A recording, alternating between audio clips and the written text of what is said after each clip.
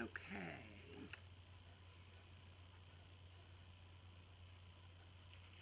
Lives are not working today. I think it's working this time. Is the third time a charm? Say hi when you pop on so I know. I see a little eyeball. I see 3 eyeballs. Yay! You guys. Oh my gosh, that was a nightmare. I don't know what's going on, but it would not work.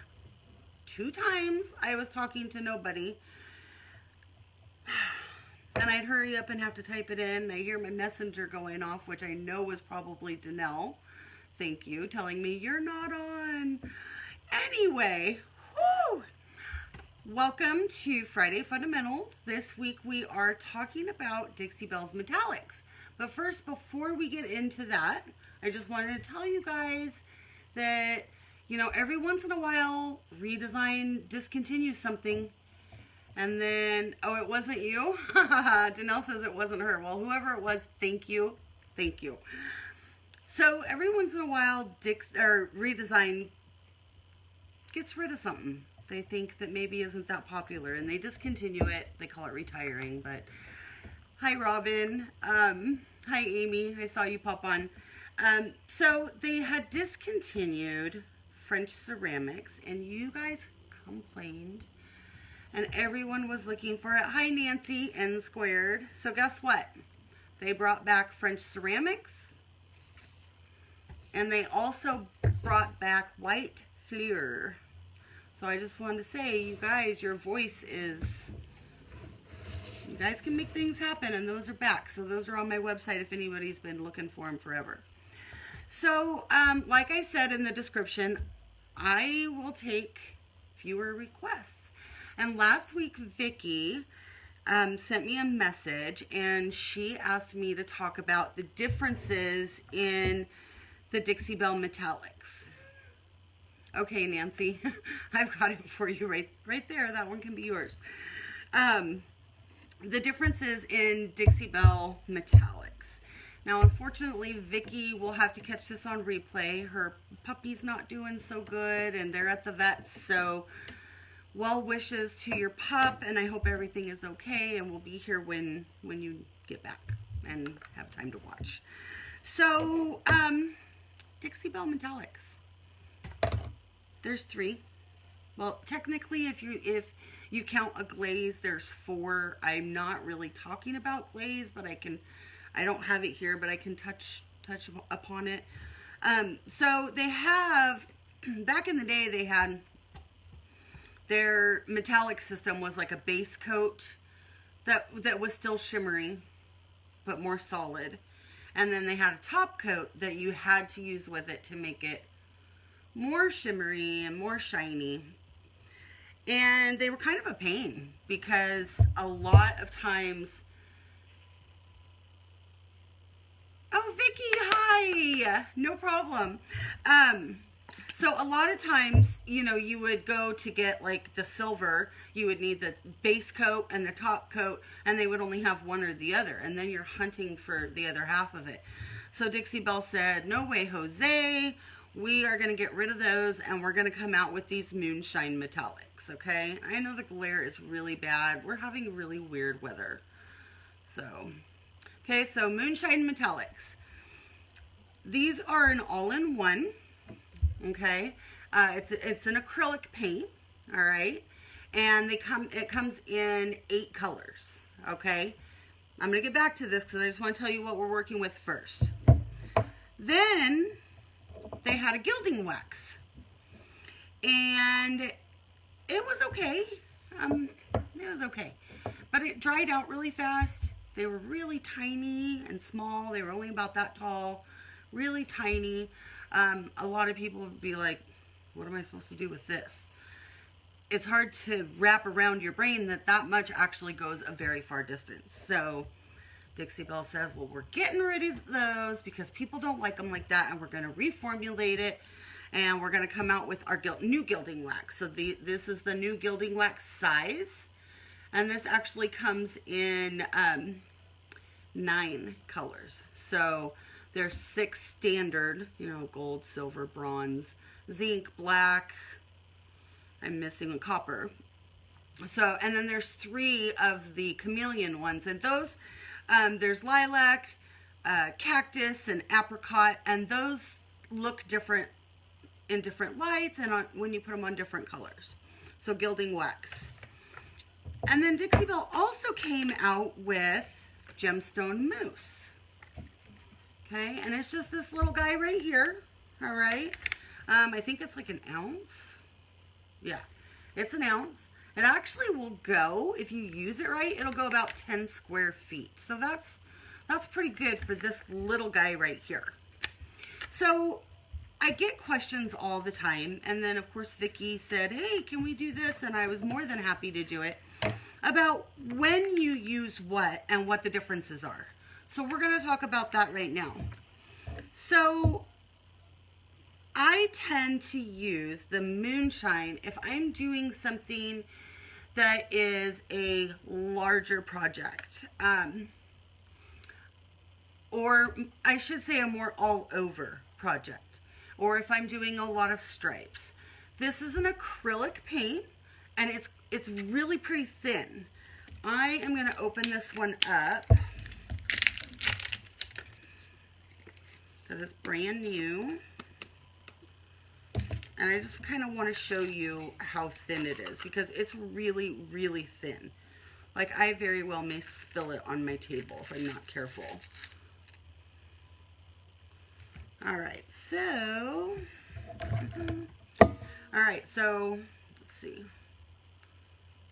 Anytime you're using any metallic anything, you want to stir really, really well when you first are going to use it. And then you want to stir during using it. And the reason is those little bling dusts, that's what I call them, bling dusts, they have weight and they go down, okay? Gravity just does that. We talk a lot about gravity on this show, don't we? So you can see that this is like really thin, okay? And because it's so thin, you are most likely going to need extra coats, okay? Excuse me. You guys, my allergies are off the wall right now, so bear with me. Metallics can be notoriously difficult to work with.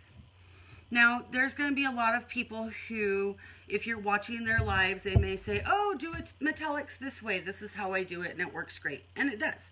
And this person over here is to say, oh, well, I do it this way, and this is the way you should do it, and it works great, and it does.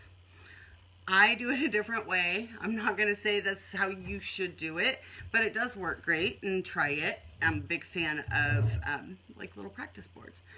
So when I'm doing this, when this first came out, they didn't say anything about a base coat underneath. And you don't need one. I'm going to say that again because afterwards everybody was like, the coverage is bad. And everybody's like, oh, well, you need a base coat of complementary color. You really don't, okay? It does make it go faster. I mean, if I was to put, like, say, manatee gray under here, yeah, it would cover better. But I can get really good coverage with gold over black with my technique in, like, 2.5 coats. So, why I say 2.5 coats. So, when I'm doing it, I will, of course, mix it good. You brush in one direction. If you're going to brush all over the place, all those little bling dusts are going to go all over and all willy-nilly, and we can't have that. No willy-nilly. So I go ahead and do my first coat. When you are painting with our paint, like our regular chalk mineral paint, people say, oh, it is imperative that you do extra, extra thin coats. And that's true. But with these, they're acrylic, and I tend to not do it as thin as I do the chalk mineral paint. It's going to self-level. Don't overwork it. Don't go back. So then you do that one time, and it dries, and you're looking at it, and you're going, oh, wow, this is really ugly. Fear not. Just keep going. Push through the ugly. I do another coat. Same way. Same direction. Everything the same. And I let that dry completely. And then what I do is I look it over, and by this time it's pretty good. But there are some places that as I look in different lights, I can see the streaks. So I do what's called stippling on those areas. And I have this because I'm going to show it with something else, but you can just use your regular paintbrush. And I will dip in and I will stipple like this in those places. Don't be chintzy with your paint, okay? Especially when you're doing this. I stipple it on and then I let it dry. Voila, it looks great. That's how I do it. I don't know. I don't think there's a wrong way. There's a lot of right ways. Get some sample boards. Check it out. So that's when I use this. This is water-based. Then we have the Gemstone Mousse. Now, this was super popular when it first came out. Like, everybody had to try it. And I don't know, where are my cooks at? Any cooks in here? You know how when you're cooking like a soup and it's really, really thin, and you put it on the stove and you let it cook down so that some of that water comes out? Then you have thicker soup. All the same goodness is still in it. It's just thinner. I know you don't, Danelle. So you're just going to have to take my word for it. So yeah, you put it on there. You let it cook down. The moisture comes out. All the goodness is still there. There's just less volume. Okay? Just like when you paint, you leave the lid off and it gets thicker. Well, friends, I think that's what they did with these. Okay? I think they took this acrylic paint, didn't put near as much of the water in it, and put it here, made it this thick, because this stuff is hyper pigmented. It's just not super pigmented, it is hyper. Like, I would probably use hyper and super pigmented. Okay, this is also acrylic. Now, where I said this one, I do a little bit thicker coats, I do a little bit thicker coats on this one. Friends, when this first came out, there were so many complaints, and everybody's like, it never dries. I go to top coat it and it smears. Friends, there's so much goodness in just a little tiny bit that you have to do extremely thin coats. Remember, this little tiny container right here is going to cover 10 full square feet. Okay, so you can imagine how thin you need to let it be. Super thin. This is also water-based. Now this, I would use if I was doing stripes. I probably wouldn't use it on an entire piece, just because it's such a little guy. I wouldn't want to use the whole thing, but to be honest with you, you're not going to need multiple coats of this. It's really pigmented. So water-based acrylic, neither of these need a sealer, okay? You can, but you don't have to. I do not, all right? Now we come to gilding wax, okay? It's not water-based. This is not a water-based wax. It is solvent-based. Open it up, you're gonna smell it, okay? It's gonna smell. What do I use this for? I use it for any carved or raised details. I use it in stencils. I use it on hardware. This is probably, out of all three of these, what I use the most is a decor wax or a gilding wax. Now this is really strong smelling, okay? If you are very sensitive to smells, I am. Do this outside until you've tested it out. This doesn't tend to bother me. Mostly like strippers and stuff like that give me migraines. This is really strong, but it doesn't give me a migraine. So just, make sure if you're super sensitive to this and it is too strong for you, then I highly recommend the Redesign Decor Wax, because it smells amazing. And it's just, they're the same, they're the same type of product. So this is wax-based, solvent-based. I use it, like I said, on any raised areas. I use it it's great in stencils. Like, I would never use this in a stencil because it's so thin.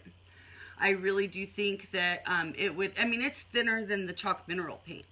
So I would think it would kind of bleed underneath. This I would use in stencils. I would. This absolutely I use in stencils. Okay. This is, so it's a wax base. Does not need to be sealed. Now I have lots of people ask me, can I seal it if I want to? Well, yeah. That's the cool thing about gilding waxes, because they cure hard and they set hard. And if any of you guys are in my big group and you've read my files, you know that like oil-based and solvent-based products, they dry really fast, or they cure really fast, much faster than, say, a water-based product. So in 24-ish hours, you know, it depends on if it's raining or humid. Give it extra time, friends, please. But 24 hours-ish, this should be dry enough for you to top coat it. You don't have to. Save yourself the step. But if you want to, you can. All right. So, you know, that's it. That's what the difference is for all of these. They can all be used interchangeably. Okay. A lot of it is personal preference. Like I use in order. I use this most. Then this. And this I use last. Got to get it really, really thin. Okay. And sometimes I'm a little heavy-handed. So that's that. All right. So if nobody has any questions at all, Vicki, I hope that answered your questions. If you have any other questions, oh, she had also asked me later about metallic glaze. And metallic glaze is just glaze that has metallic in it. You use it the same way as you use other glazes. So I always top coat first because chalk mineral paint is really porous. So I will top coat and then do my glaze and then wipe back with a baby wipe, whatever I don't want on there. You know, you can always tint your moonshine a little bit if you want something like that. But, I mean, they're all kind of interchangeable. Like I said, I use this the absolute most. Second and last. Okay. So if nobody has any questions, I just wanted to let you guys know I do have a bundle for you guys. And it's a mixer match. So you get one of these, any color. One of these, any color. And there's little drop downs, so you don't have to tell me anything. One of these, any color. There's drop downs and you can pick your colors there. They're regularly like $55 and I have them for $48.95, I think. So yeah, it's a really good deal. It gives you all the metallics you could need to try them out. Again, I'm a really, really big fan of using sample boards. So, you know, get the bundle, get some pieces of wood, see how you like it and which one works for you. All right, so you guys have a really, really great weekend. Anytime you guys have requests, you're welcome to message my business page. You can write it down there in the comments. Call me. No, just kidding. Don't call me. All right, you guys have a very great weekend, and we will see you next week for Friday Fundamentals.